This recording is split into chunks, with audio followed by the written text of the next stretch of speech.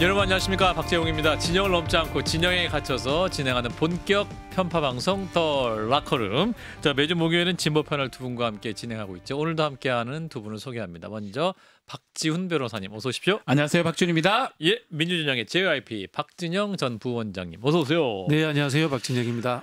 야, 이제 얼마 안 남았습니다. 이제 사전 투표가 시작이 됐고 말이죠. 네. 정말 대선이 끝을 향해 가고 있는데 사전 투표하셨습니까? 전 했습니다. 아, 우리 저는 오늘 좀 바빠서. 네. 아, 바쁘네. 네. 뭐 병원도 갔다 오고 뭐 네, 개인적인 일이 많았어요. 내일 갈 생각입니다. 네. 병원 괜찮으세요? 네. 아니 뭐 조금 뭐 다쳐가지고. 아이고 세상에 힘내시고. 자, 저도 사전 투표를 했는데 자, 일단 현장 영상을 먼저 보도록 하겠습니다.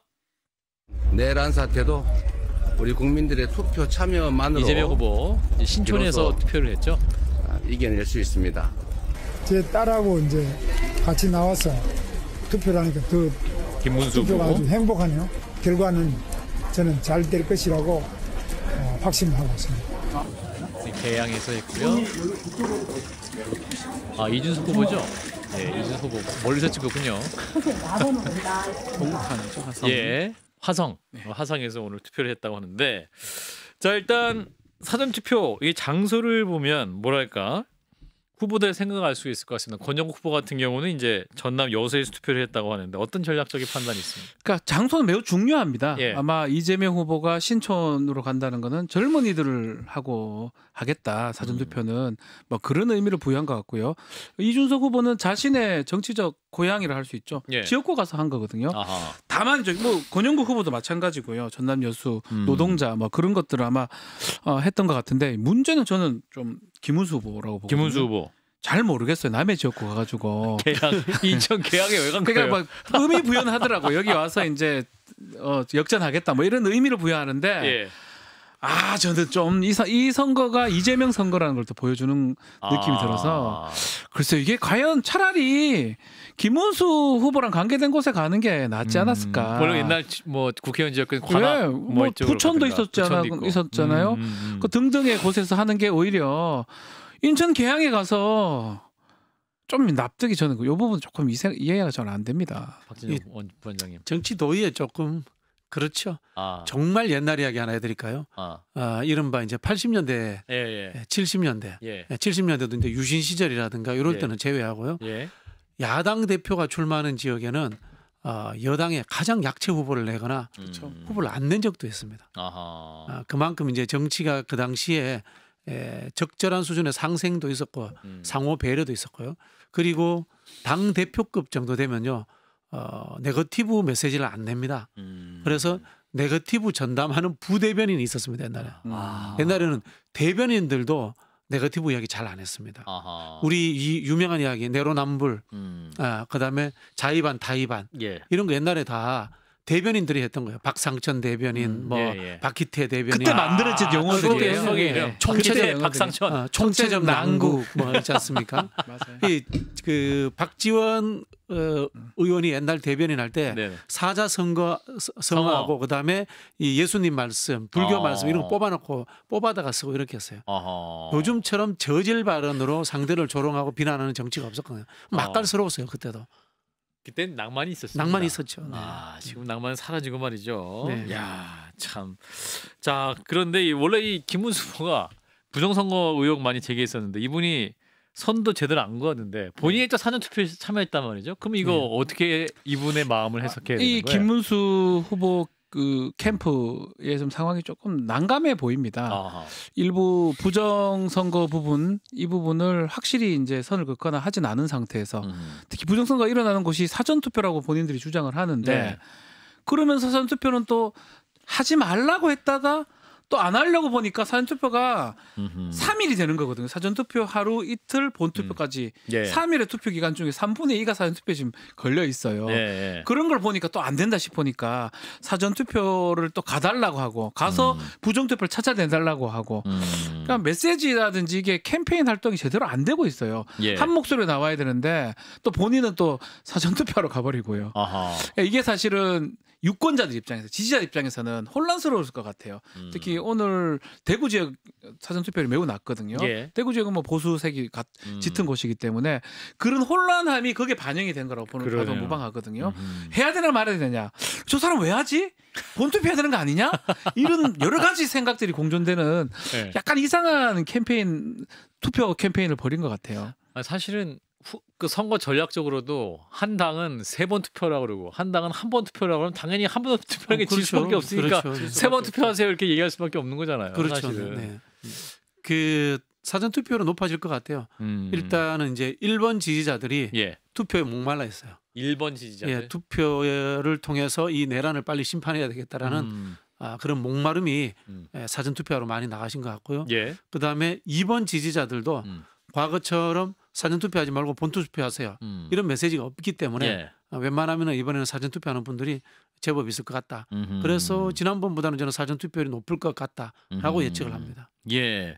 자, 이런 가운데 이제 그 깜깜이 직전 여론 조사에서는 이재명 후보의 대선론이 여전한 것 같습니다. 그런데 이제 역대 대선 결과를 보면 깜깜이 조사 기간 딱 그 추세가 그대로 좀 반영되고 이제 어떤 1위 후보는 그대로 유지되는 그런 경향은 보였거든요. 어떻게 예상하세요? 여론조사 공표 금지 이제 예. 사실 우리 공직선거법에 두고 있는데 예. 실제로 17대 대선 때부터 보면 뭐 그 이전도 그렇다고 하지만 거의 바뀐 적이 없습니다. 당선자는 예, 실제로 그 깜깜이라고 또 이런 데서 공표 금지를 해놓는다 하더라도 예. 뭔가 출렁거리 그걸 해놓는 이유는 두 가지죠. 열세제 효과 아니면 밴드웨건 효과 이걸 막기 위해서 지금 해놨는데 예. 실제로는 큰 의미가 없다는 거예요. 좀 더 말하면 한 달 전에 거의 정해지는 여론조사대로 그 투표를 정했던 사람이 막판 일주일에 이거 아직까지 모르겠다 이런 사람 없다는 거예요. 아직까지 사실은 그렇잖아요. 유권자가 네. 정상적으로 이렇게 정치를 바라보고 있고 투표를 하려고 한다면 한 달 전쯤에는 마음을 정해놓는 게 맞고 최소한 일주일 전에 다 정해져 있죠. 그러니까 지금 그 뭐 갤럽이나 여러 조사 뭐 제가 말씀은 안 하겠지만 그 조사들 보면 모름, 무응답, 부동층 비율이 매우 낮아요. 그렇죠. 거의 없어졌어요. 이제는. 맞아요, 이제 없어졌어요. 거의 없다고 보면 되거든요. 이제는 바뀔 가능성이 매우 좀 적기 때문에 마지막 여론조사 그 했던 거하고 결과가 거의 유사하게 나올 가능성이 높다 이렇게 봐야 될 것 같습니다. 이재명 후보 아직 3표가 부족하다라는 마음이 필요하다고 말씀하시던데 절박하다. 뭐 다급한 마음의 표현이 아닌가 싶은데요. 우리 박지훈 변호사 이야기하신 것처럼 87년 이후 민주화 이후에 대통령 선거에서 후보 등록하는 날 여론조사 1등 나온 후보가 다 끝까지 1등했습니다. 한 번도 바뀐 적이 없고요. 최근에 제가 이제 책을 하나 읽었는데 보통 이제 우리 투표 요인을 사회 경제적 요인이라고 하는데 이 미국에 이제 저명한 정치학자들이 있었는데 정치 심리학자들이 있었는데 유전적 요인도 있답니다. 유전적 요인? 예, 좌뇌냐 우뇌냐, 근육이 어느 쪽이 발달했느냐 이런 것의 차이도 있대요. 즉 한국인들이라든가 미국인들을 분석했으니까 태어날 때부터 60%가 어느 정당을 지지할지 결정되어서 태어났다는 거예요. 그래요? 그건 처음 들었네요. 그걸 이제 뭐 우리 이제 정당 일체감, 파티 아이덴티피케이션 뭐 이렇게 이야기를 하는데 그렇게 흘러갑니다. 정치라는 게 쉽게 변하지 않습니다. 그렇군요.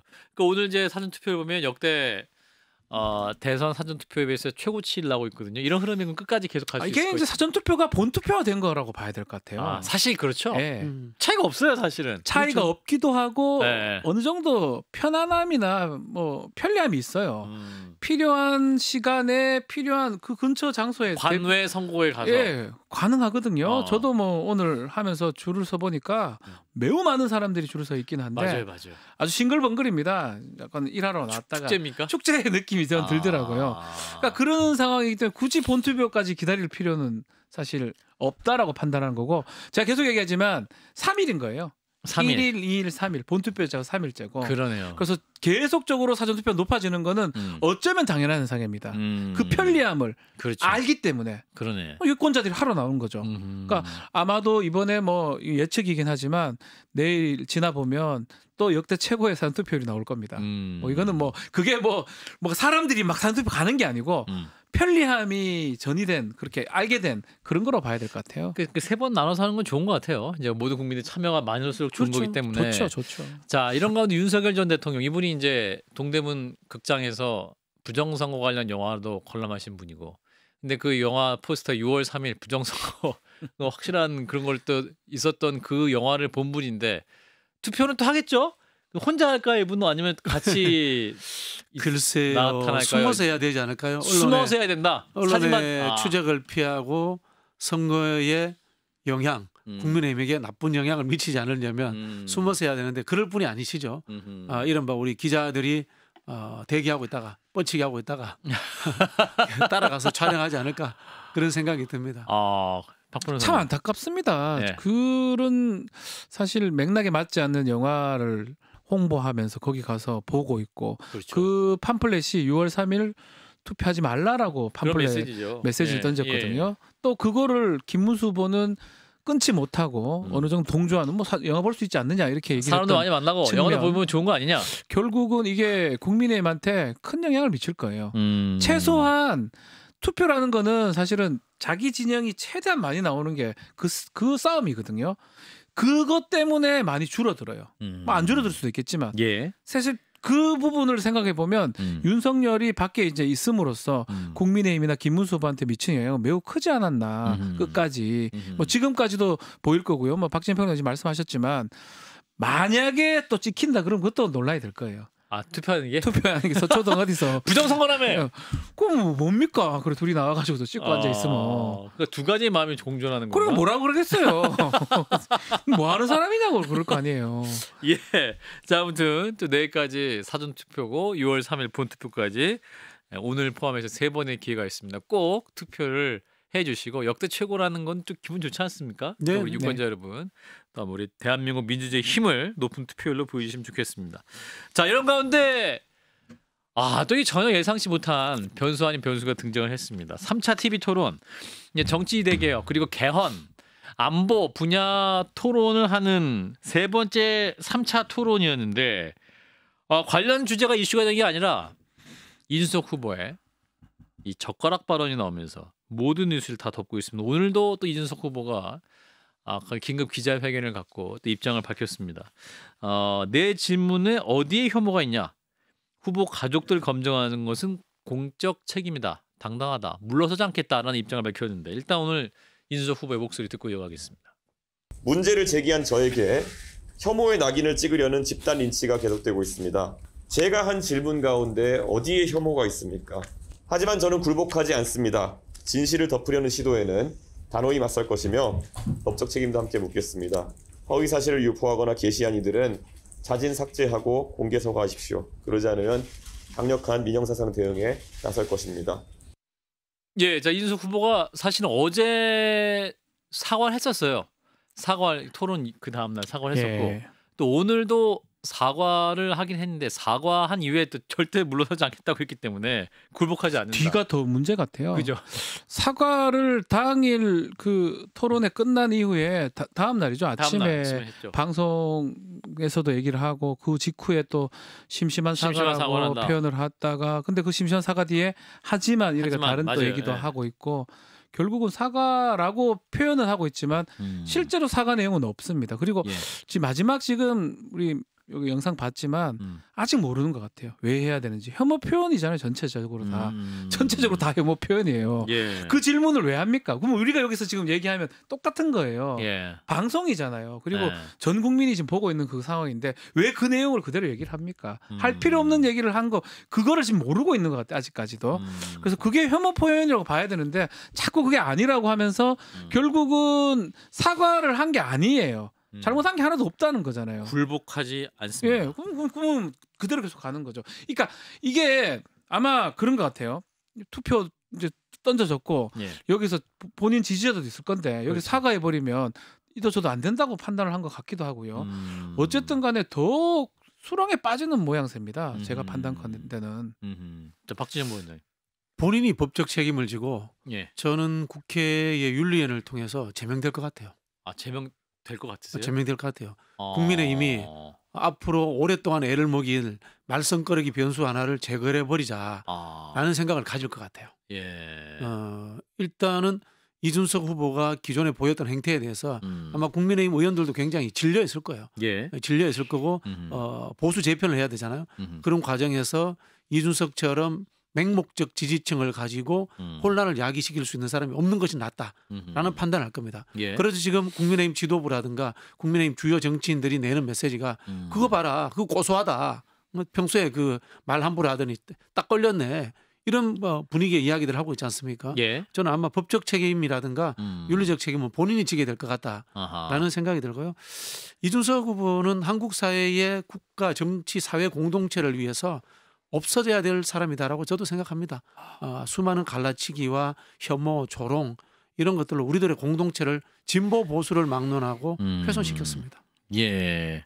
박진 변호사님도 네. 토론 보셨죠? 우리 너무 깜짝 놀랐습니다. 제가 보다가 사실은 인용이잖아요. 어쩌면 그렇죠. 본인이 자꾸 인용이니 괜찮다는데 인용을 해야 될 게 있고 하지 말아야 될 게 있는 거예요. 예. 그러니까 대선 토론 장소고 뭐 그 주제가 외교 안보 정치 이거 뭐 그 얘기 안 해도 사실 뭐 하도 토론 엉망으로 하고 있기 때문에 그 예. 얘기는 안 하겠습니다.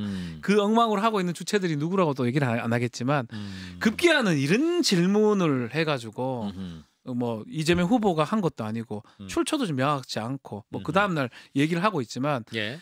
사실은 확인도 지금 안 된 상황에서 예. 권영구 후보를 통해서 질문을 해가지고 답변을 얻어내려고 했던 예. 것. 근데 그 내용들을 보니까 적나라하게 얘기를 하는 거 아닙니까? 예. 그 내용을 얘기를 하면 안 되는 거잖아요. 우리 지금 얘기 못 하잖아요. 안 하고 있습니다. 그거랑 똑같은 거예요. 우리 못 하잖아요. 예. 뭐 다 얘기하면 뭐 집에 가서 저 혼자 떠드는 거야 상관이 없지만 예. 모든 국민이 보는 대선 토론의 자료예요. 그 주제가 중요한 게 아니고 주제는 항상 틀렸기 때문에 제 말 안 할게요. 1, 2, 3차 다 그렇게 했기 때문에 말 안 하지만 예. 그 내용이나 그 단어나 그 언어를 쓰면 안 된다는 거예요. 그걸 쓰면 어떡합니까? 그거를 얘기하는데 아직까지 그걸 잘 모르는 것 같아요. 그러니까 어떤 비판의 부분에 대해서 무엇을 비판하고 무엇 때문에 불편해한지를 이준석 후보가 제대로 이해를 못하고 모르는 있는 것 것 같다. 저기 우리나라 그 싸구려 기자들이 그런 거 많이 하잖아요. 다운표 써가지고 딱 쳐놓고 그 자기 하고 싶은 이야기잖아. 근데 남의 말을 인용한 것처럼 이야기하잖아요. 예, 딱 예. 고심네요. 아, 딱 고심인데 이게 예. 공중파를 통해서 그쵸. 전 국민이 보는 상황에서 특정하지 않고 이야기했다. 그렇기 때문에 괜찮다라고 이야기하는데 예. 특정해서 누군가를 지목해서 한 건 아니지만 사실은 국민 전체에 대해서 모욕적 행위를 한 거예요. 이거는 뭐 법적인 부분은 저는 굉장히 따져봐야 된다고 그러니까 봅니다만 이런 거잖아요. 방송에서 욕을 합니까 안 합니까? 욕설 안 하잖아요. 욕설 한 거랑 똑같은 거예요. 그래놓고 내가 한 욕설이고 저 사람이 한 욕설인데 어떻게 보십니까라고 똑같아요. 그렇게 안 하잖아요. 방송에서 이 이해를 제가 이해됐어요. 예 욕설 안 하잖아요. 아주 심각한 욕설은 방송에 하지 않습니다. 방송에서 욕설하면 어떻게 됩니까? 출연 금지되잖아요. 예. 출연 금지됩니다. 그렇죠. 어디에서? 국회에서.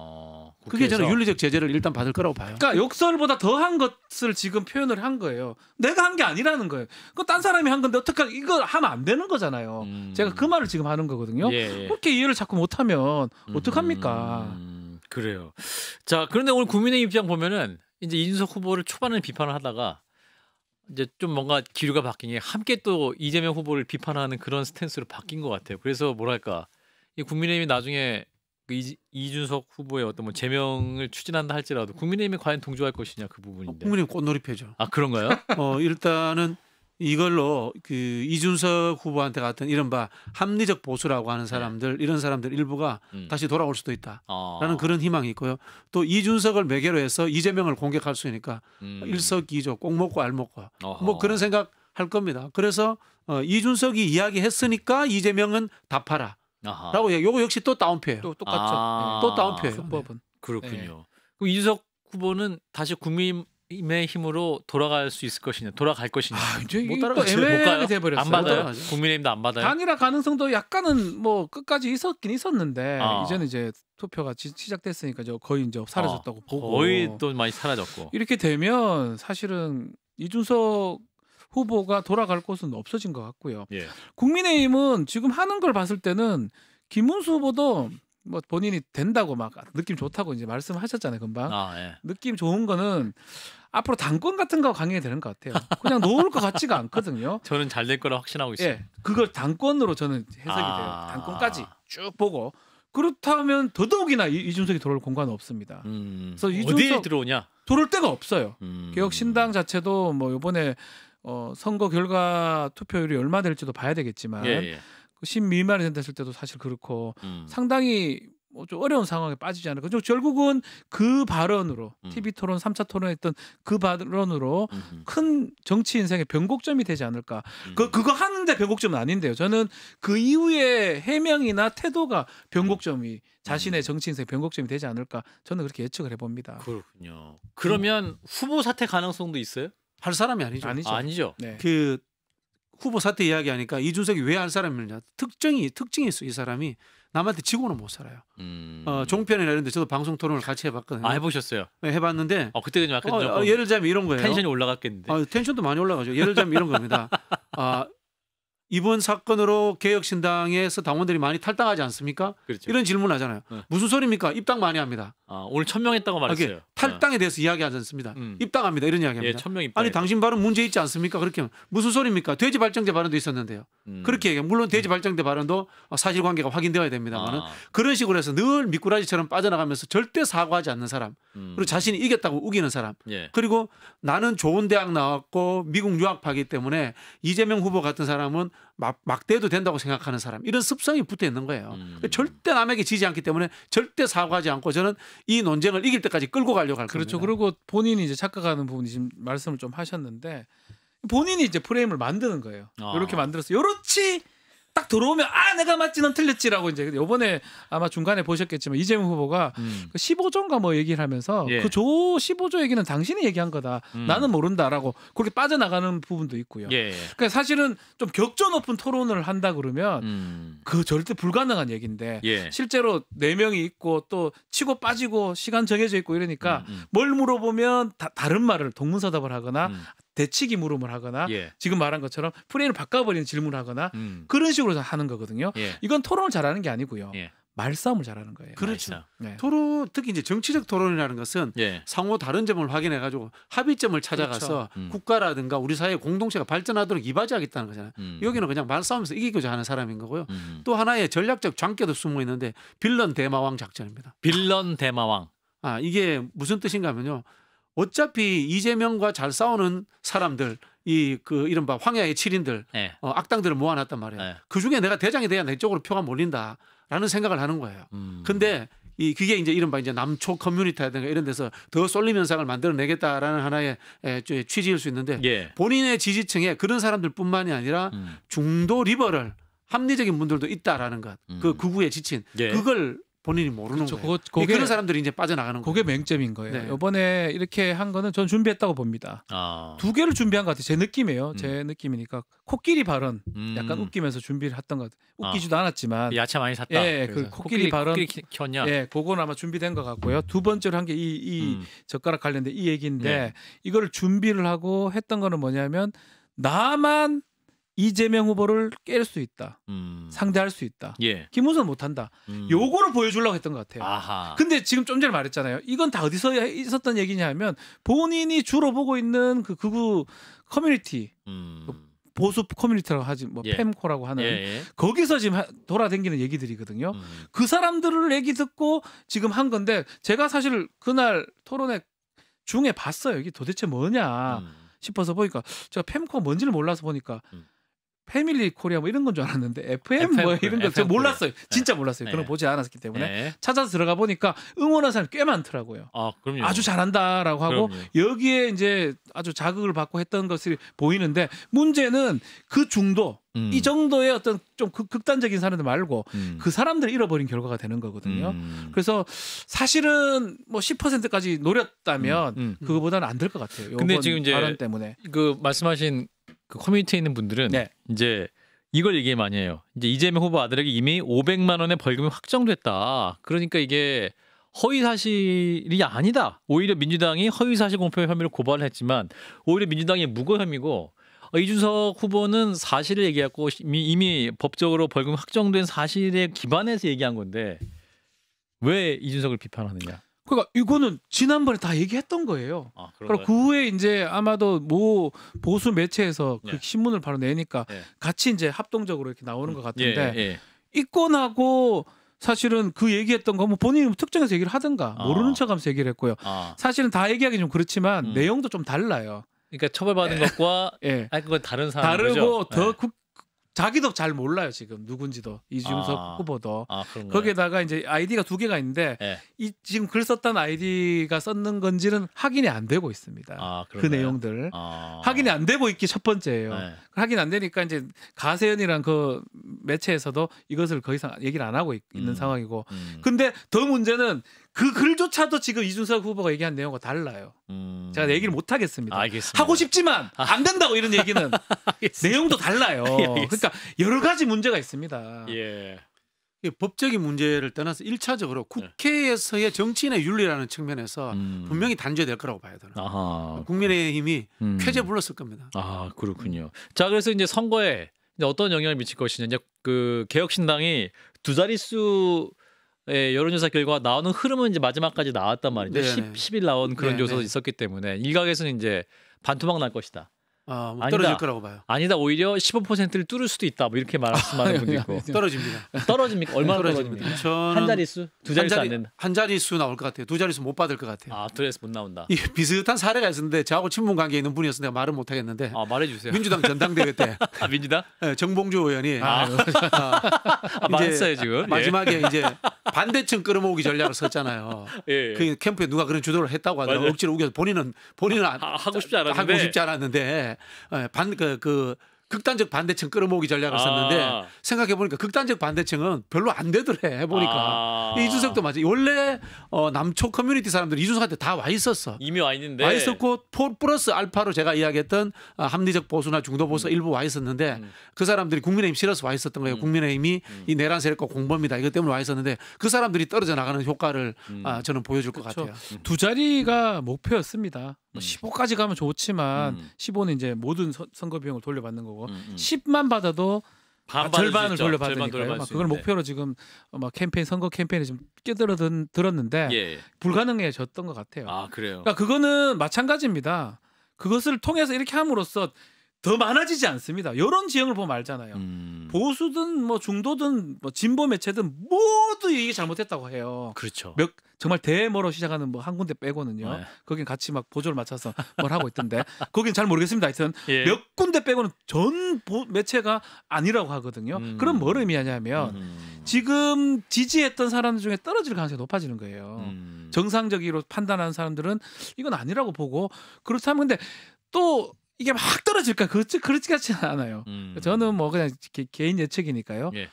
10에서 5 사이에 떨어지지 않을까. 그래요. 근데 9.9부터 0.1까지 똑같아요. 어차피 그냥 의미가 없어지니까. 그럴까요? 뭐 선거 비용 보전을 못 받으니까 똑같긴 똑같습니다. 10을 받지 못하면 뭐 똑같긴 똑같습니다. 여기에 대해서 이제 한동훈 전 대표도 입장을 냈어요. 오늘 광주에서 이준석 후보의 발언은 대단히 잘못된 것이라는 점에 대해 거의 대부분 국민들이 공감하고 계시리라 생각한다. 신났어.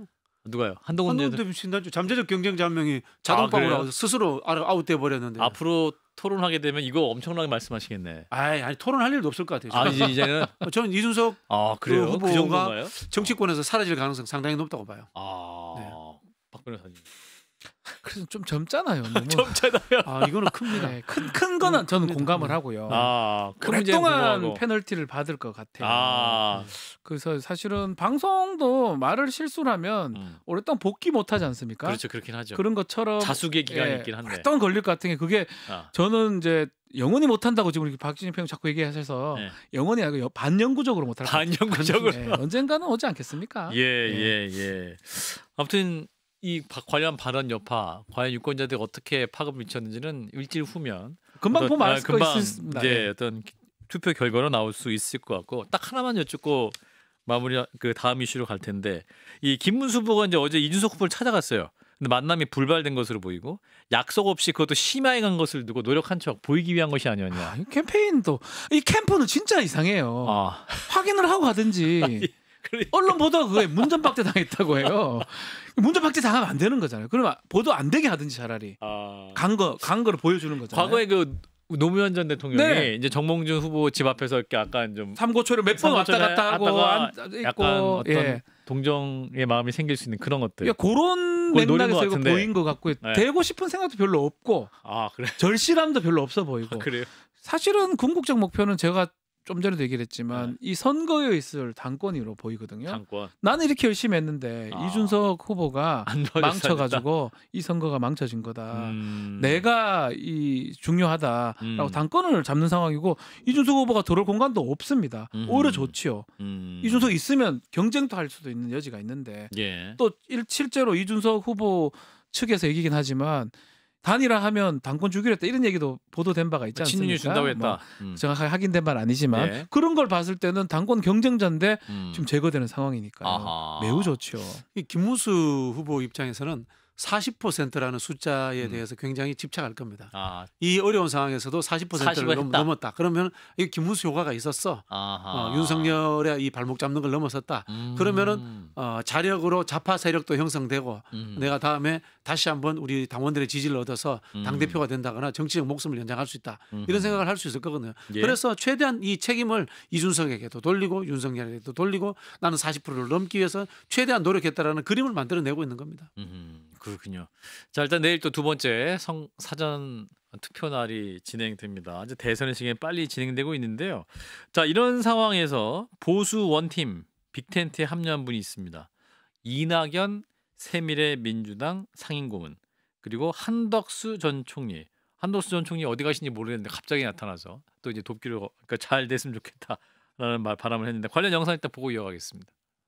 저는 대한민국이 괴물 독재 국가로 추락하지 않도록 하는데 조금이라도 도움이 돼야겠다고 결심하게 됐습니다. 지지연설 장면인 거죠? 그리고 네. 괴물 독재 국가를 막으려면 부득이 김문수가 필요하다고 고심 끝에 결론지었습니다. 예, 자 이낙연 전 더불어민주당 대표였어요, 이분이. 근데 이제 이분이 이제 괴물 독재 국가를 막기 위해서 김문수를 찍어달라. 이게 이 자체도 말도 안 돼요. 괴물 독재 국가가 있었잖아요, 금방까지. 예. 그걸 막기 위해서 지금 선거를 새로 하는 거 아닙니까? 아하. 윤석열 정부가 괴물 독재 국가인데. 그렇게 봐야죠. 민주당의 모든 직책을 맡았던 사람이에요. 3선이었네, 4선 의원이었죠. 국회의원 3선하고 전남지사였죠. 국무총리했죠. 당대표였죠. 당대표 왔다가 대선까지 나오려고 했던 사람이 정반대의 영 다른 쪽에 가가지고 이런 말을 한다는 자체가 이준석 발언만큼 아연실색합니다. 사실은 저는 저기 그런가요? 가서 저 소리를 한다는 게 그러니까 민주당에 계신 분들 굉장히 좀 큰 깜짝 충격을 받으신 놀랐습니다. 분들 저기가 과연 저기가 뭐라고 저기를 어떻게 갈 수 있나 이런 정도 생각. 결국은 이재명 후보에 대한 개인에 대한 어떤 적개심, 증오심이 이렇게 반영돼서 이렇게 갔다고밖에 해석이 안 되는 거거든요. 모든 걸 버린 거잖아요. 그렇죠. 자기 민주당 사람인데, 호남 사람인데 예. 다 버리고 저기를 뛰어들어간 거예요. 그렇죠. 윤석열 품으로 간 거예요. 본인의 정치 인생을 한 번에 부정한 게 아니냐라는 해석도 있긴 뭐 한데. 하나는 남아 있죠. 뭐가 있죠? 서울대 법대 엘리트주의. 뭐 그것 예, 서울법대. 그게 이제 자존심의 출발점이었죠. 그렇군요. 그렇지 않겠습니까? 예, 그런 부분이고요. 저렇게 해놓고 문재인 대통령을 어떻게 찾아볼 수 있을까요? 이런 생각이 듭니다. 그리고 예. 김대중 대통령 묘소 같은데 참배할 수 있을까요? 참 안타깝다는 생각도 들고요. 역으로 거슬러 올라가면은 우리 민주당에서도 이제 지도자를 선택할 때 노무현 대통령이 과거에 그런 이야기를 합니다. 기회주의자와 연대할 수는 있다. 그러나 기회주의자를 지도자는 모실 수는 없다라는 예. 이야기를 합니다. 즉 그 민주당을 과거 오랫동안 구성해왔던 양대 축이 있습니다. 예. 이게 뭐 현실이었기 때문에 제가 이야기 드자면은 제야 운동 세력과 예. 이른바 호남 엘리트들이에요. 이 호남 엘리트들이 이 저항적 지역주의에 의해서 민주당을 선택할 수밖에 없습니다. 예. 왜냐하면 호남이 5.18 민주화 운동이라든가 또는 이 지역 포위론에 의해 가지고 소외받고 탄압받았거든요. 예. 그래서 이제 민주당과 같이 했던 거예요. 그런데 이 호남 엘리트들이 과연 민주당의 정통 정체성이라는 개혁성과 그다음에 꾸준한 로얄티를 가지고 있었던가 이 부분에 대해서 저는 이낙연 후보를 보면서 좀 반성이 들고요. 그리고 그런 사람들을 지도자급인 자리까지 밀어올리는 게 과연 잘했던 것인가 라는 부분에 대해서도 다시 한번 되짚어 봅니다. 예. 사실 새로운 미래 창당할 때 김종민 의원이 많이 도와줬잖아요. 예. 근데 이분도 굉장히 비판하면서 못 가죠. 거기를 갈 수는 없는 거죠. 이거는 한 사람이 싫다고 해서 이건 넘지 말아야 선을 확 그렇죠. 넘은 거다. 그래서 결국은 지난 대선으로 갈 수밖에 없어요. 이런 마음으로 대선 총괄 선대위원장을 맡았어요. 될 수가 없죠. 예. 적개심이 이제 뭐 그때는 없었다고 저는 말하기 어렵다고 보거든요. 예. 3년 전이긴 하지만 그때나 지금이나 이 정도 선택할 정도면 예. 이재명 후보 개인에 대한 어떤 적개심, 증오감이 있다라는 거거든요. 그보다 더 중요한 윤석열이 내란을 일으켜도 이재명보다 싫다는 거잖아요. 그러니까. 이재명이 더 싫다는 거잖아요. 그렇죠. 그런 거였다면 그때 대선할 때 그 마음으로 총괄 선대위원장 맡았을 때 될 수가 있었겠어요. 예. 이런 생각이 듭니다. 자존심이에요. 적개심과. 아하. 예를 들어 이분이 이제 나가서 당을 새로 만들었단 말이에요. 예. 근데 안 나가고 광주나 호남 어디서 출마했다. 이낙연 전 총리가 출마하는데 경선하겠다. 누가 거절합니까? 아무도 거절 못합니다. 예. 어디서든지 경선하면 자기 돼요. 아하. 그런 구조예요. 예. 그런데 그걸 팽개치고 나간 거는 이재명이라는 사람을 난 인정할 수 없다라는 하나의 이 자존심과 적개심. 자존심도 있고 이 말을 제가 표현하기 좀 약간 가대망상적인 게 있어요. 투표 받는 거 보면 행편없이 받은 거거든요. 누구랑 붙었죠 저번에 민영배 의원하고 택도 붙었죠. 없이 됐잖아요. 지난 총선에서 그러니까 결국 자기의 그건 이거에 다예요. 아. 근데 망상적인 생각이 있는 거예요. 아하. 나니까 받겠지가 아니에요. 당신 때문에 아니고 민주당이었기 때문에 받았던 거예요. 그렇죠. 민주당의 지붕 아래에 있었기 때문에 지금 그 나갔던 다른 세밀에 있던 분들도 똑같습니다. 그렇죠. 그 의원들도 다 2, 3% 저랑 제가 나가도 그래 받는 거 똑같아요. 그러니까 아무 의미 없는 거예요. 그런 소리 하지 마세요. 더 받을 수 있어요. 박지원 변호사는 당선될 것 같아요. 더 받을 수 죄송해요. 있어요. 네. 그러니까 당의 모자를 쓰고 있었기 때문에 당선 임박 몰랐던 것 같아요. 그러니까 내니까 되겠지라고 생각했던 사람들이 그렇죠. 그런 말로가 된 거거든요. 그러니까 당의 우산이라는 게 얼마나 큰 따뜻한 그렇죠. 우산이었는가. 당이 다 해줬는 건데 거고. 자기가 내 때가 됐지라고 생각 그런 가대망상이 사실 있었던 거거든요. 자, 또 한 분의 총리 출신. 이게 총리 잔혹사인데 한덕수 전 총리 조용히 또 계시다가 갑자기 김문수 후보를 응원하는 마음으로 사전투표에 참여하겠다. 그리고 동시에 이재명 후보를 겨냥해서는 정치보복 없다는 말 공허하게 들린다 이렇게 비판했는데 CCTV 때문에 그럽니다. 그러니까 정치보복 갑자기 뭔가 두려움이 생기신 것 같아요. 큰일 났어요. 거짓말이 100% 걸려버렸어요. 그렇죠. 이 사람들이 이제 아마 그 CCTV가 좀 눈을 계속 봐야 될 CCTV가 어디 있는지 아마 집무실 안에 있는 CCTV가 있는지를 몰랐던 것 같아요. 몰랐던 것 같아요. 밖에만 보고 CCTV가 없었지. 이제 밖에 이제 그 서류는 나오니까 서류 나온 것만 거짓말 치면 되겠다라고 3명 다 그렇게 얘기를 한 거예요. 저 멀리서 봤다. 저 멀리서 봤다. 그거 하고 한쪽은 쪽지 보니까 있더라 이제 이 얘기인데 문제는 그 안에도 CCTV가 존재했고요. 복구를 해보니까 이 사람이 앉아가지고 그 모든 걸 공람하면서 야, 넌 뭐 나왔냐? 비상 입법 기구 나 만들어라 하는데요. 너는 전 단전 단추하라는데요. 그런 뭐 이거 얘기는 없으면 제가 지어낸 겁니다. CCTV는 목소리가 안 나옵니다. 그런 공람 장면이 지금 나온 거거든요. 그렇죠. 완전 거짓말한 겁니다. 그러니까 경찰이 매우 심각한 겁니다. 출국 금지를 신청을 했는데 최상목, 한덕수 출국 금지를 했는데 받아준 거잖아요. 이거는 구속도 가능하다는 거예요. 도주 우려 있다는 거잖아요. 너 나가지 마. 못 나가. 이거 왜냐면 매우 심각. 입막 다 거짓말이었던 거예요. 못 나가. 이거 공범들이잖아요. 내란 공범들. 그리고 이 둘이가 최상목과 한덕수가 두 사람 권한 대행하면서 했던 행동들이 다 이해가 되는 거예요. 그게 무슨 딴 게 아니에요. 다 자신들의 몸을 보호하기 위해서 했던 거로 지금 보이는 거거든요. 심각합니다. 헌법재판관 왜 임명 안 하지? 그 임명하면 또 왜 이상하게 임명하지? 뭐 이런 것들이 다 푸는 거예요. 우리 경상도 말로 이제 운짐 달았다. 운짐? 경상도 말로 애가 탄다. 아주 애가 타고 당황하고 두 분 다 통하시는구나. 전 몰라. 네. 저만 몰라. 충청도 저만 이제 몰라요. 곧 구속될 거다. 뭐 그런 느낌을 받으면서 뭐 내 한 표라도 보태서 어떡하든지 간에 한번 최선을 다해보자 그런 마음인 것 같아요. 그래서 왜 갑자기 대통령 나온다 그러고 뭐 호남 사람입니다 그러고 뭐 사랑해야 됩니다 하고 왜 이랬는지 여기부터 여기 답이 다 나오는 거거든요. 그러니까 어떤 이게 후보가 되면 어떤 내란 관련 수사를 받으면 정치 보복 프레임이 적용될 수 있으니까. 그렇죠. 그 생각을 했던 거예요. 납득하기 어려웠잖아요. 갑자기 내란을 하던 총리가 권한대행을 하다가 그걸 때리치우고 나온다 하고 다들 모든 국민들이 많은 수의 국민들이 왜 저렇게 행동하지? 사랑합니다. 사랑해야 됩니다. 뭐 이런 거 이해가 안 됐는데 그 CCTV 하나로 모든 게 이해가 되는 겁니다. 뜬금없이 정치 보복 없다는 말이 공허하게 들린다. 내가 정치 보복 당할 것 같아. 그 이야기하는 거죠. 사실 근데 정치 보복이 아니라 내란죄 관련 형사 재판이 그냥 원래부터 진행되고 있어요. 보복적인 부분들이 이미 진행되어 있습니다. 이건 뭐 이재명 후보가 오히려 공직자들이 이 한덕수, 최상목, 이상민 이 사람들 재판장 특히 헌법재판소라든지 국회 많은 곳에 가서 많은 거짓말을 수도 없이 내뱉어놨습니다. 예. 그거 다 어떡할 겁니까? 국민들 앞에서 뻔뻔하게 얘기했던 내용들이에요. 헌재에서 그 재판 기일에 나와가지고 다 얘기했어요. 한덕수랑. 저는 몰랐다고 그랬잖아요. 모르기는 공감했잖아요. 계엄 포고령을 다 같이 아이고, 봤다는 거 아니에요. 계엄 참네. 선포하기 전에. 아이고, 참네. 영상이 있다는 거잖아요. 영상 딱 나왔다는 겁니다.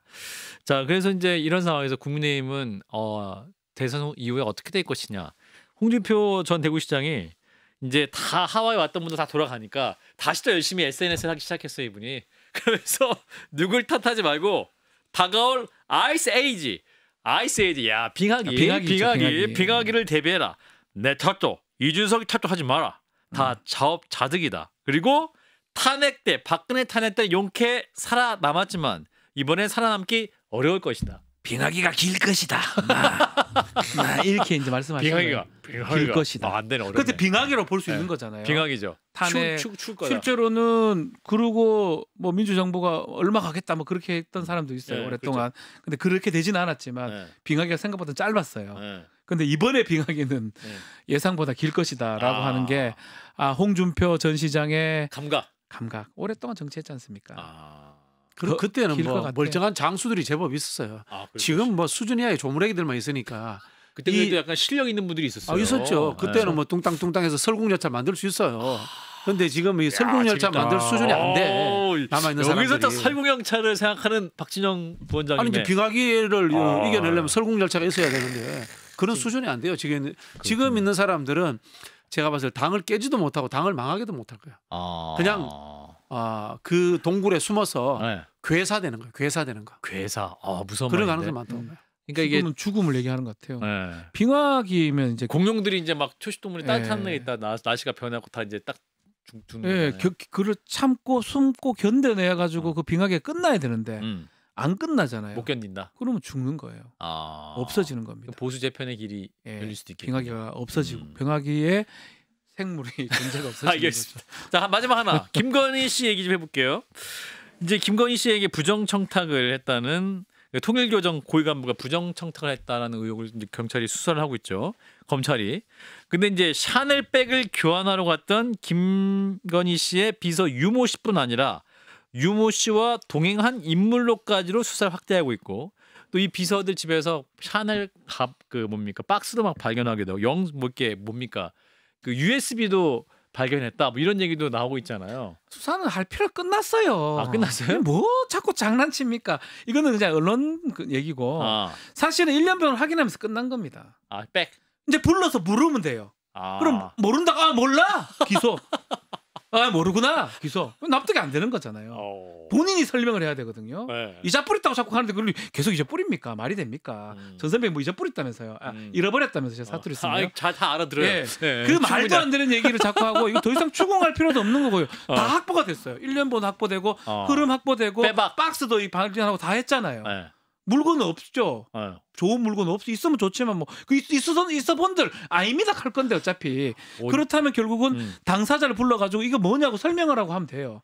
그러면 뭐 설명 못 하잖아요. 아니면 엉뚱한 얘기하죠. 거짓말하는구나. 너 기소. 이래 되는 거거든요. 지금 이게 서울 남부지검에서 하고 있잖아요. 서울중앙지검은 이창수 지검장이 있었기 때문에 아직도 뭐 제대로 수사를 할 수 없다고 봅니다. 안 된다. 네. 근데 이 서울 남부지검이라든가 또는 서울고검 이쪽은 다 준비하고 있을 겁니다. 다만 본인들도 판단했겠죠. 과잉되어서 대선 전에 김건희를 소환해서 이벤트를 할 것인가 아니면은 적절한 수준을 해가지고 있다가 차기 정부가 출범했을 때 풀어줄 것인가. 아마 저는 이 조직을 지키기 위해서 지금 타이밍을 보고 있다 이런 생각이 듭니다. 조심스러운 추측이긴 한데 선거 직후에 부를 겁니다. 선거 직후에 6월 9일 정도 예상됩니다. 그 만약에 안 나오면 체포영장까지. 체포영장 되죠. 체포죠 이거는. 충고가 다 있잖아요. 야, 이건 정말 이 물건이 다 있는데요. 그냥 어떤 조사 받을 수 있을 때 그냥 잘 받았으면. 그러니까 이거 디올백 300 호미로 막을 수 있었는데 하나도 못 받게 되고. 이거를 그렇죠. 또 한편 이해가 돼. 300짜리로 뭐 저래 하나 있고 더 큰 것들이 많은데 기본 1000짜리죠 여기는 또. 그렇죠.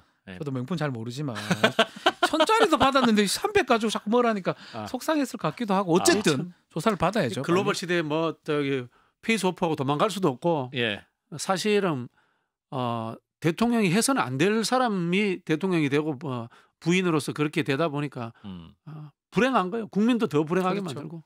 예, 대선 이제 이후에 또 새로운 국면 관련한 수사 또 특검도 한번 시작될 수 있을 것 같긴 한데 뭐 여러 가지 국면이 대선 이후에는 또 정치 개편 그리고 여러 가지 관련 수사들이 앞으로 다가올 것 같군요. 일단 오늘 말씀은 여기까지 듣고요. 이제 대선 선거 마치고 뵙도록 하겠습니다. 새로운 시대. 새로운 아닙니다. 예, 뭐 그럴 수 있습니다. 그럴 수 있겠죠. 그럴 가능성이 높은 상황이긴 예, 뭐 합니다. 저는 모릅니다. 제가 예, 뭘 압니까? 마지막까지 겸손하게. 몰라요. 제가 뭐 정치인입니까? 저 무당 저는 무소속 아무 당도 없고요. 알겠습니다. 건강하게 계시다가 다음 주에 뵙도록 하겠습니다. 여러분 고맙습니다. 감사합니다.